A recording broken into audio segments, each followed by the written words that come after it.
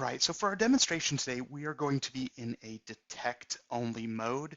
Prevention demos are fairly boring. It just shows the action and then it stops it. So we're going to let the attack actually proceed through. And on the left, we have an unmodified Pixel 2, and on the right, a instance of Kali Linux. And what we're going to try and do is we're going to try and trick the end user to connect to our Wi-Fi network that Kali Linux is serving up, and then install some malware. So we can see Android is already being helpful, and it's suggesting that we connect to an open, unsecured Wi-Fi network. So we're going to go ahead and do that like an end user would and see what happens.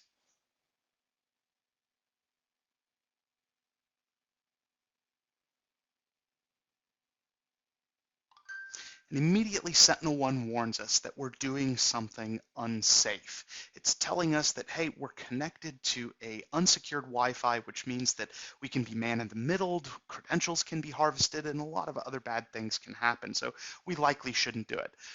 Though we're going to act like a standard end user, and we're going to keep on going, even though we've been warned. And we can come in and we can see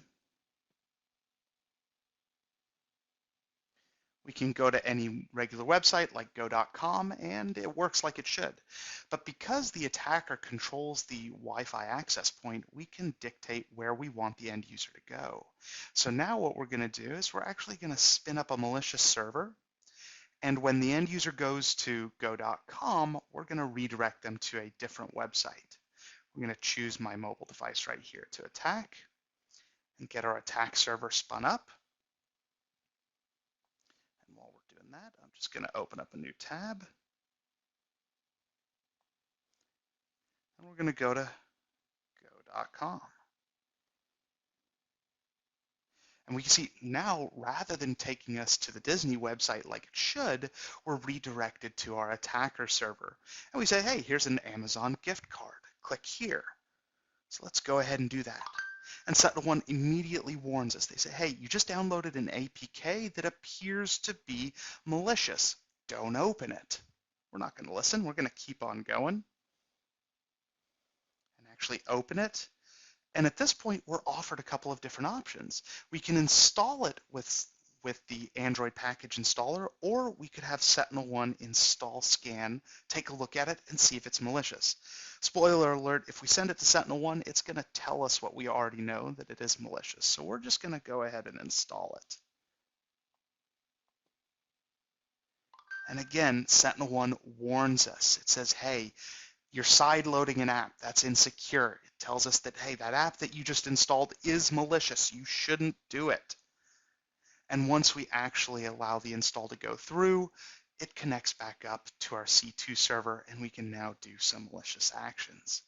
So real quick, we can upload music and play it if we want to. We can record the microphone, get SMS messages, the calls, contacts, or we can even get a picture. Let me pose for this one.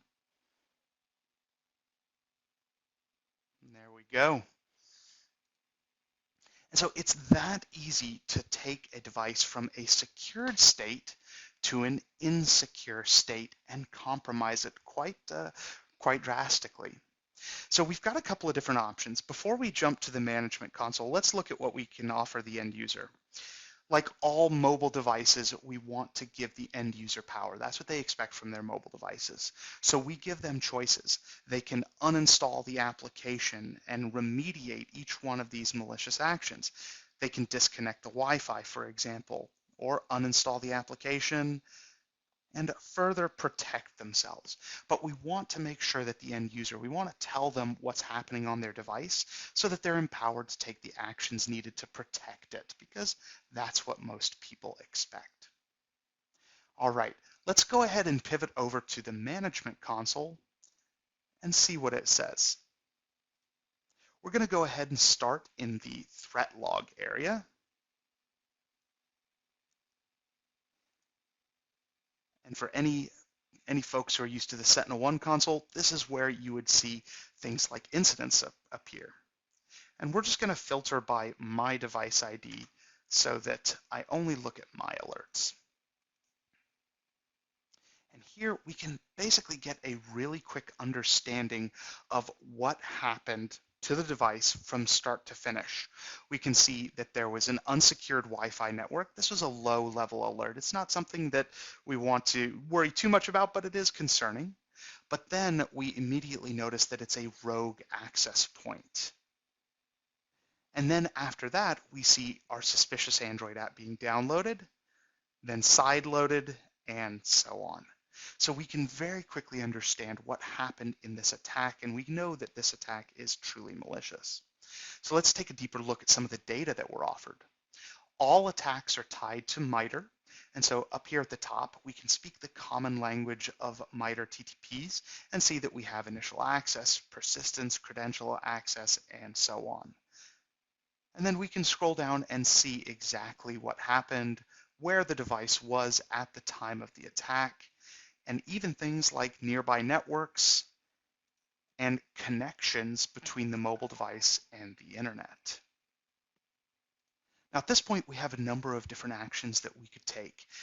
We could tell the end user they need to remediate this, but most people are going to want to set up automated actions, and we have a number of different ways to do that.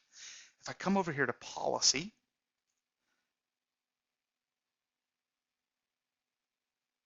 and then take a look at our threat policy,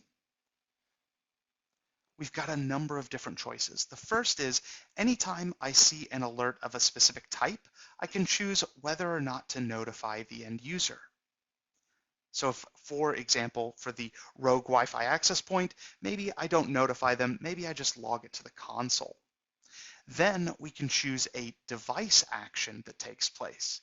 So for example, if somebody again connects to that rogue Wi-Fi, we can actually disconnect it and knock them offline because that's an insecure action, and then send them a custom message saying, hey, you're not allowed to connect to insecure Wi-Fi.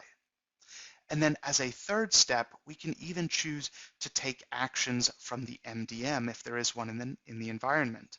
So we can send a request to the MDM that, hey, we need to go ahead and lock this device if the attack is severe enough.